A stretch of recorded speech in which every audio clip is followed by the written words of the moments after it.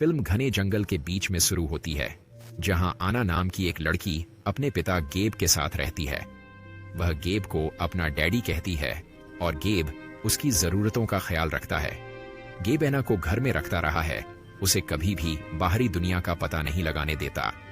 अना कभी भी बाहर नहीं गई, सिवाय उस खिड़की के जहां से बाहर की दुनिया की झलक मिलती है।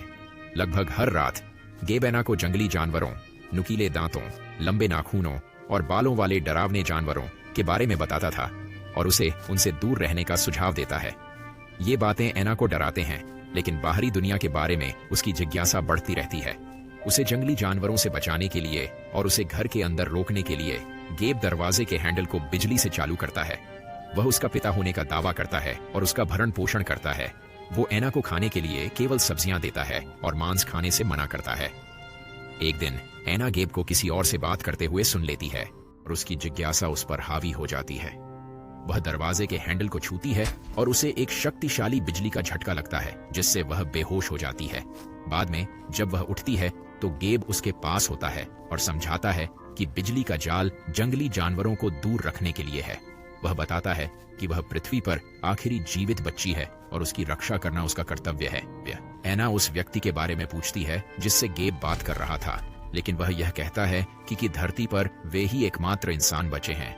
एना के जन्मदिन पर गेब ने उसे एक साथी के रूप में केक और एक हैमस्टर देता है, जिससे वो खुश हो जाती है। हालांकि एक दिन हैमस्टर मर जाता है और गेब एना को मौत के बारे में बताता है। जैसे जैसे एना बड़ी होती जाती है, उसे जंगल में जंगली जानवरों के बुरे सपने आने लगते हैं।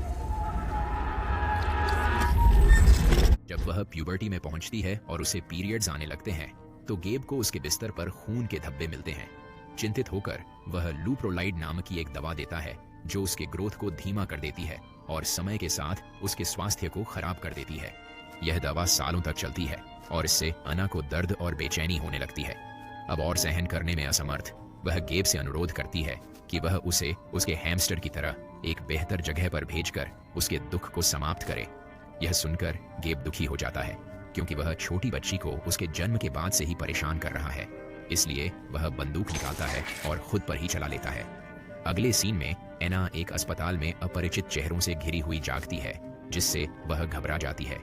फिर वह तुरंत अपने कमरे से भागकर छत पर चली जाती है, जहां वह पहली बार सूरज की गर्मी का अनुभव करती है। हालांकि अस्पताल के कुछ लोग उसे वापस अस्पताल के कमरे में ले आते हैं और उसे बिस्तर पर लेटा देते हैं। शेरिफ एलन उसे शांत करने में मदद करती है और उसकी असली पहचान के बारे में जानने की कोशिश करती है। डॉक्टर बताते हैं कि एना को लूप्रोलाइड की अधिक मात्रा दी गई है, एक ऐसी दवा जो मैच्योरिटी में देरी करती है और ग्रोथ को रोकती है। यह सुनकर शेरिफ एलन आना को आजाद करती है और उसे अपनी कस्टडी में ले लेती है। वह उसे अपने घर ले जाने का निर्णय लेती है, जहां वह अपने भाई रे के साथ रहती थी।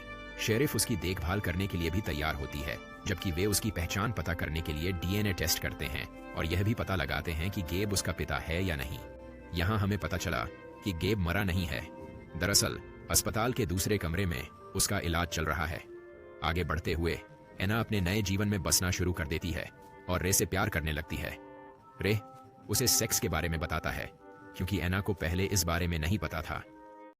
जैसे ही वह प्यूबर्टी में प्रवेश करती है, उसे अपनी असाधारण सुनने की क्षमता का पता चलता है और उसे नॉर्दर्न लाइट्स जंगल के जंगली जानवर सपने में आने लगते हैं।